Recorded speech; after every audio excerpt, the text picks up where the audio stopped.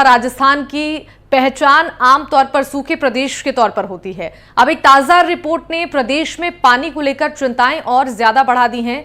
Ground water यानी कि भूजल की स्थिति ये बयां करने वाली इस रिपोर्ट के मुताबिक अगले एक साल में राजस्थान में जल संकट की स्थिति भयावह हो सकती है। केंद्रीय भूजल बोर्ड और राजस्थान के भूजल विभाग की ओर से जारी dynamic ground water resource report की माने तो हालात इतने बिगड़ चुके हैं कि जयपुर समेत 4 बड़े जिले 2025 तक यहां ग्राउंड वाटर खत्म भी हो सकता है। यानी कि सिर्फ साल भर का वक्त है और ये न सिर्फ सिस्टम बल्कि राजस्थानियों के लिए भी बड़ी चेतावनी है।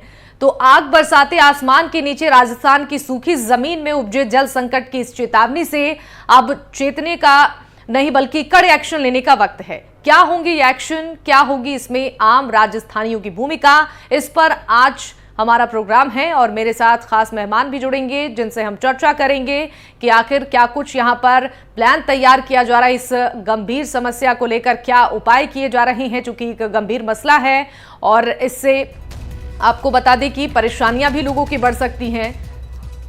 तो ताजा ग्राउंड वाटर रिपोर्ट ने लोगों की चिंता बढ़ा दी है। भूजल विभाग की डायनामिक ग्राउंड वाटर रिसोर्स की रिपोर्ट सामने आई है जिसमें आपको बता दें कि हालात गंभीर भी हो सकते हैं। जयपुर समेत 4 शहरों में ग्राउंड वाटर खत्म हो सकता है। जयपुर के अलावा आपको बता दें कि अजमेर, जैसलमेर और जोधपुर शामिल हैं। सिर्फ साल भर का समय बचा हुआ है और इस साल भर के बाद न सिर्फ सिस्टम बल्कि राजस्थानियों के लिए भी एक बड़ी परेशानी होगी, एक बड़ी चेतावनी भी है। ये रिपोर्ट के बाद भूजल विभाग अब एक्टिव मोड में आ चुका है। राजस्थान में 2025 में भूजल खत्म होने वाला है, गंभीर विकट समस्या। ताजा ग्राउंड वाटर रिपोर्ट ने लोगों की चिंताएं बढ़ा दी हैं।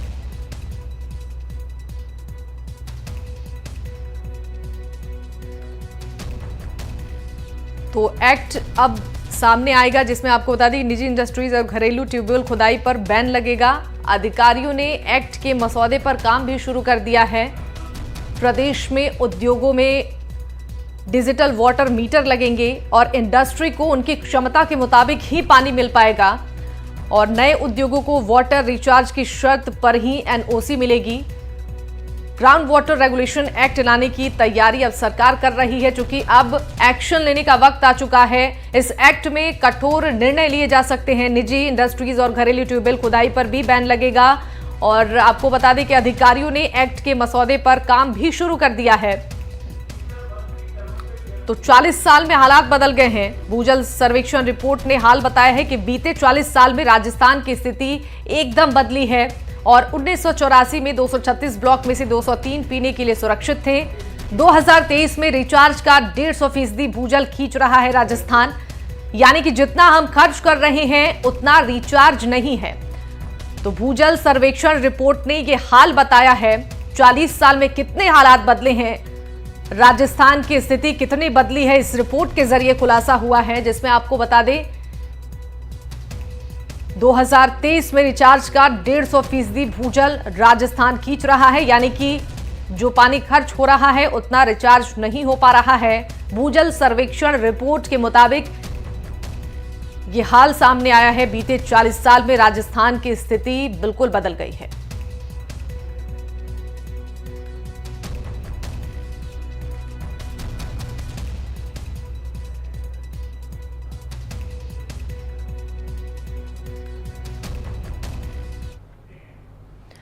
तो चलिए अब इस पर चर्चा करते हैं। हमारे साथ कुछ खास मेहमान जुड़ रहे हैं। सबसे पहले आपको परिचय करा देंगे। आपका आशीष चतुर्वेदी जी हमारे साथ बीजेपी प्रवक्ता जुड़ेंगे। इसके अलावा हमारे साथ जुड़ेंगे राजेंद्र सिंह, जल विशेषज्ञ, साथ ही एसएस संचेती सिटी प्लानर भी हमारे साथ जुड़ेंगे और इस मसले पर हम चर्चा करेंगे। हमारे साथ एसएस संचेती जुड़ चुके हैं। बहुत बहुत स्वागत है आपका एनडीटीवी राजस्थान पर। और सबसे पहला सवाल यही होगा कि जो रिपोर्ट सामने आई है अब सभी लोगों की चिंताएं बढ़ा दी है, चाहे वो राजस्थान की जनता हो या फिर प्रशासन हो। क्या कुछ प्लान तैयार किया जा सकता है ताकि एक साल के अंदर इस विकट समस्या से लोगों को राहत भी मिल पाए और साथ ही साथ कोई व्यवस्था भी सरकार की तरफ से की जाए? बीच बीच में कट जाती है।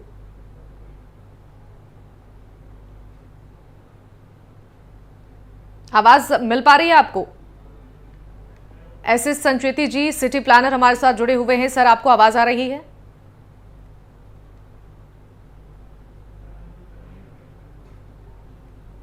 सर एक बार आप अनम्यूट कर देंगे, आपकी आवाज नहीं पहुंच पा रही है। राजस्थान में पानी की समस्या शुरू से ही रही है। हिस्टोरिकली अगर आप देखें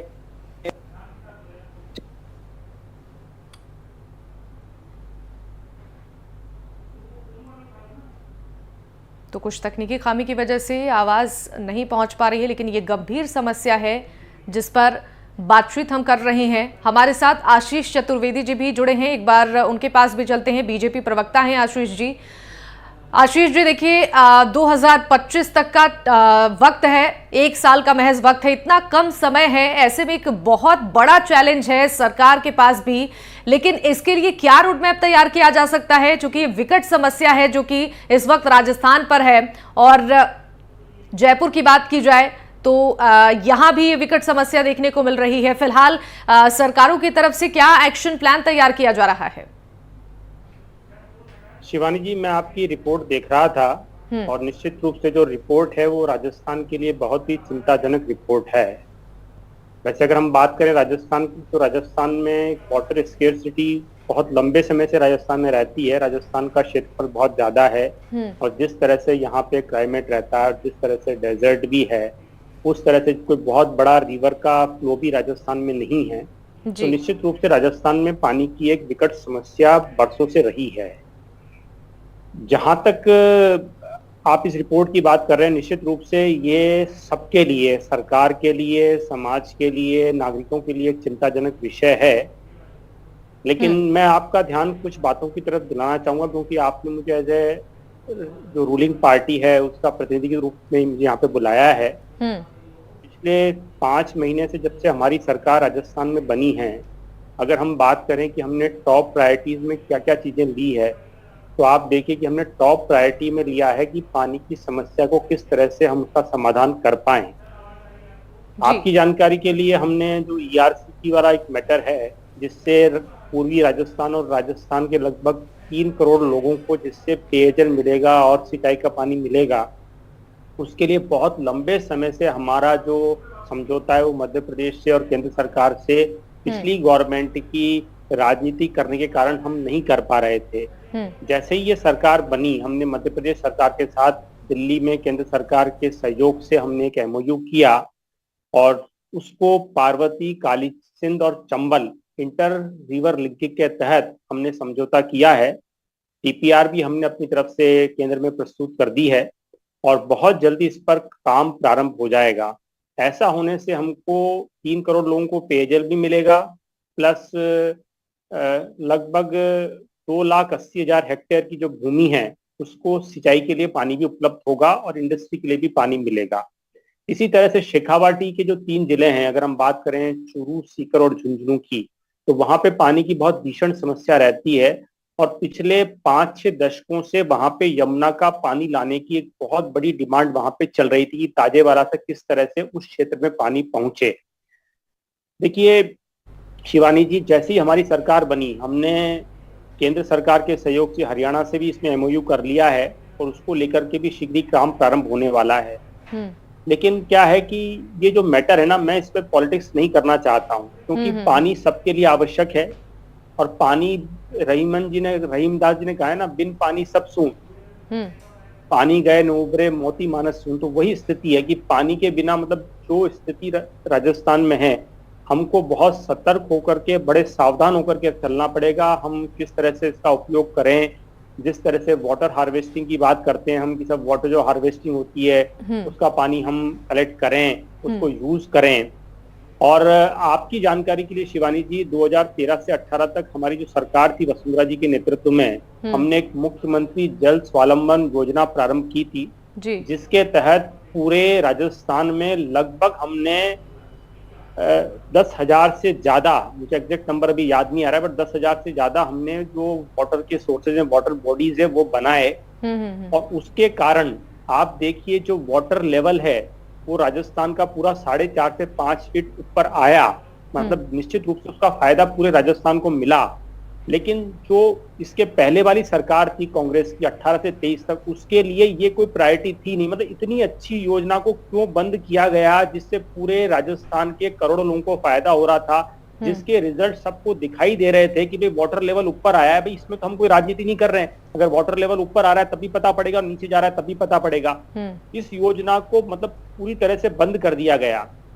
और आप मान के चलिए वर्तमान में जो सरकार है उसके लिए पानी के लिए जो हम गंभीर प्रयास हमें करने होंगे वो निश्चित रूप से हम करेंगे, और हम इसमें पूरे राजस्थान के 8 करोड़ जनता का सहयोग भी अपेक्षित है, तो उनका भी हमको सहयोग चाहिए। ठीक है आशीष जी, लौटूंगी आपके पास। हमारे साथ एसएस संचेती जी हैं।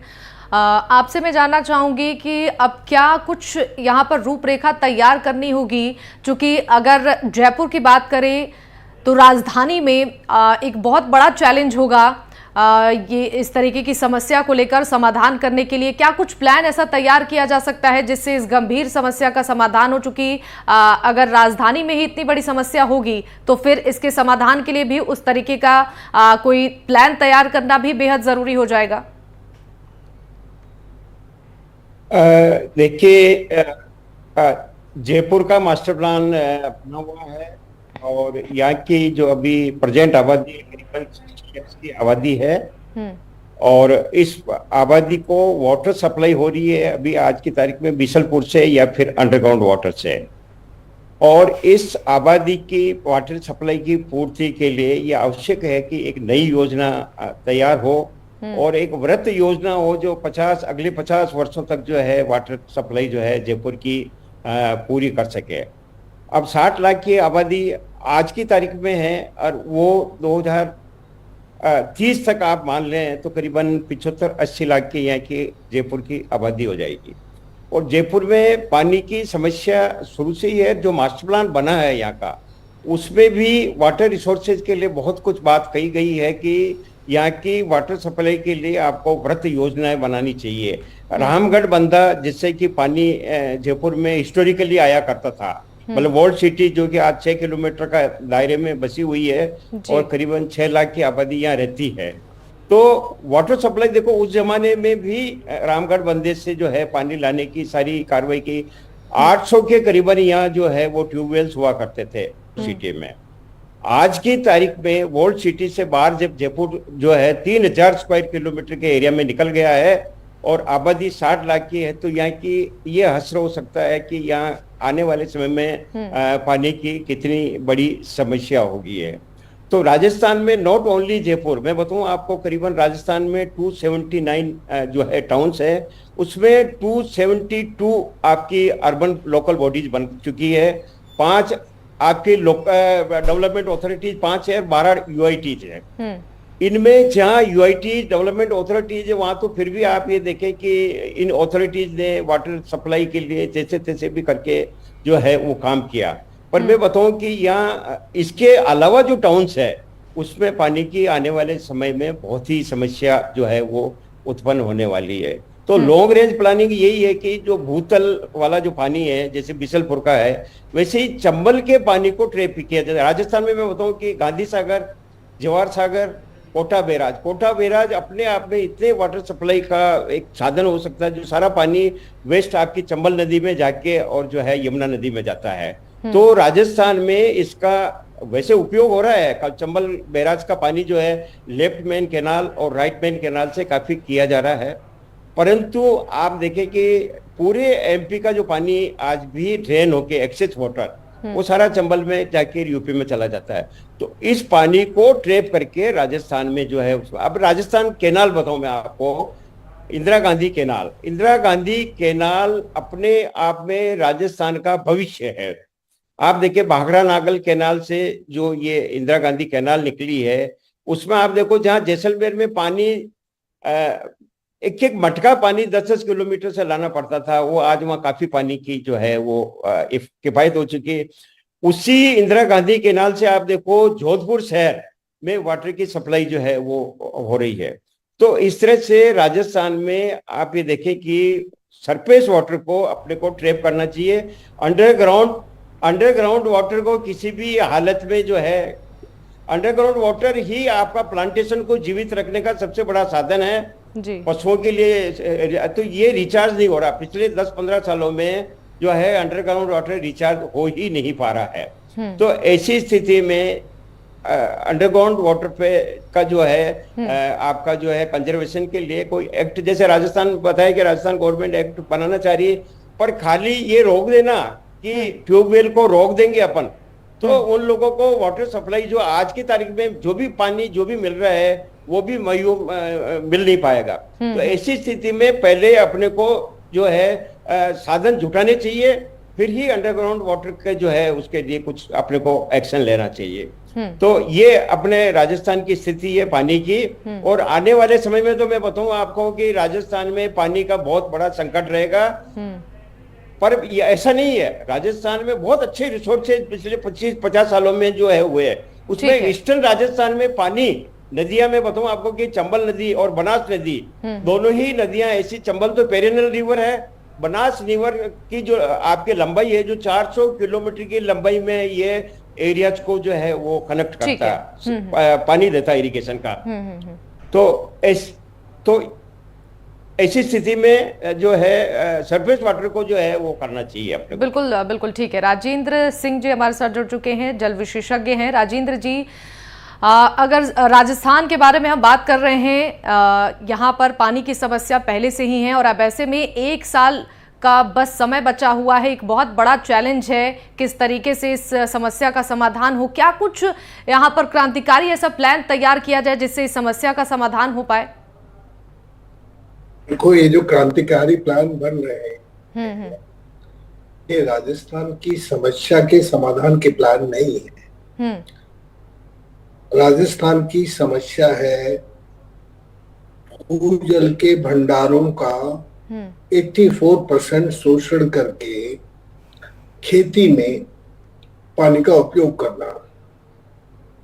मतलब हमारी माँ धरती का जो रोग है वो हृदय रोग की बीमारी है, और ये जो डॉक्टर लोग हैं जो इलाज कर रहे हैं इसका पानी का बता रहे हैं, वो दांतों के डॉक्टर हैं, वो दिखावा करना चाहते हैं।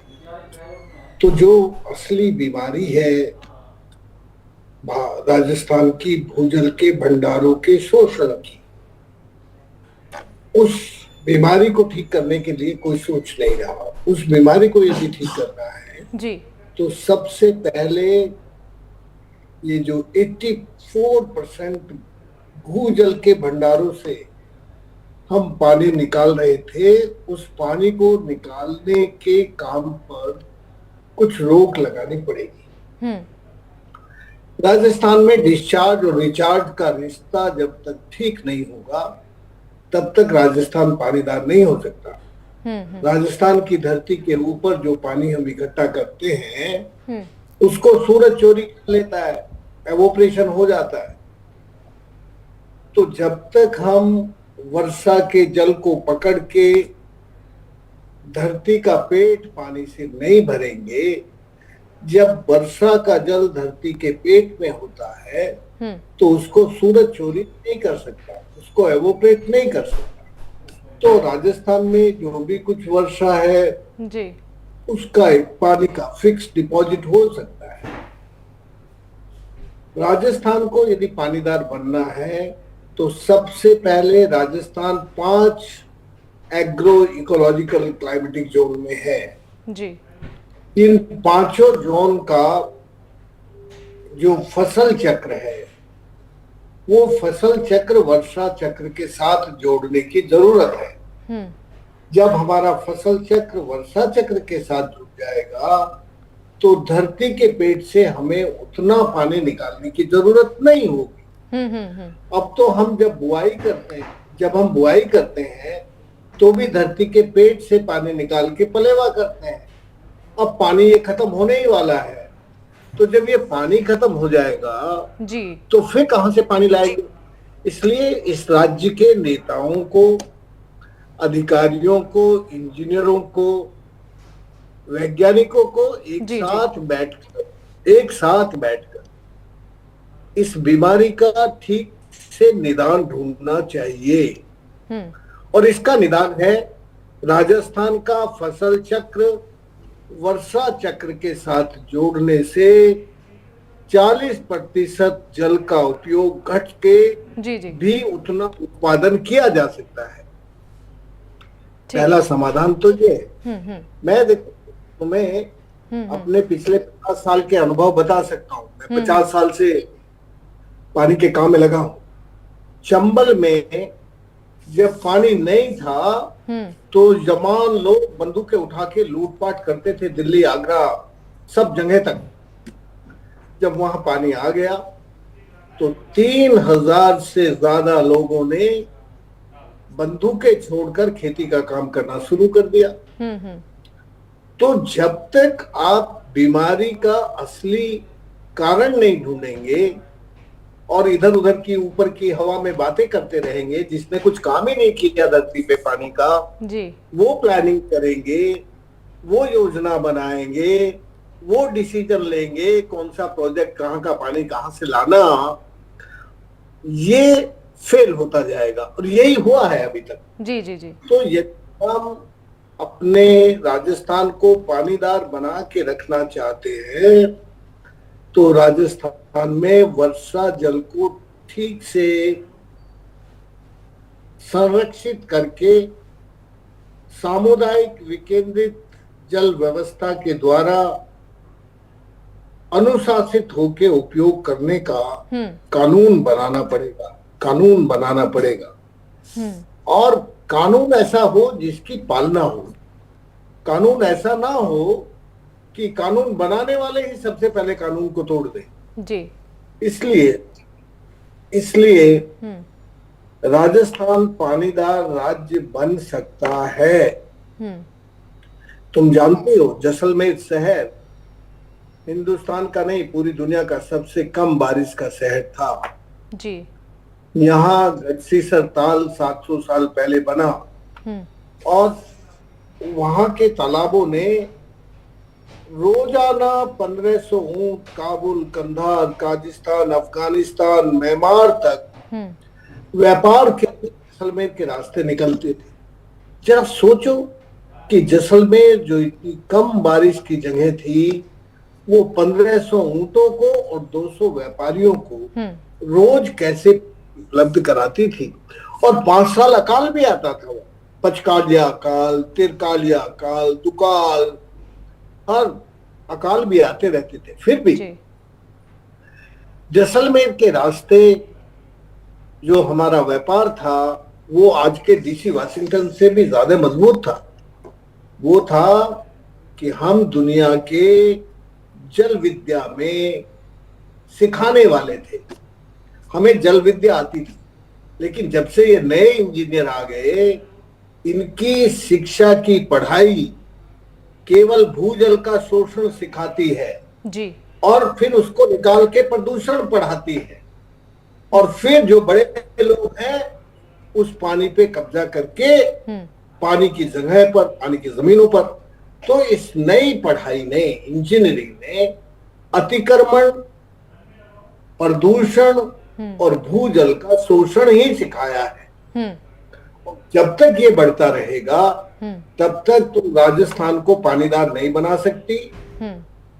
1000 लाख करोड़ की योजना ले आओ तो भी राजस्थान पानीदार नहीं बनेगा जी। पानीदार राजस्थान बनेगा जो राजस्थान का पानी का, जल का संस्कार था, जल का व्यवहार था, जल को अनुशासित होकर उपयोग करना और जल को भगवान मान के आपहा ब्रह्मास्मि जी।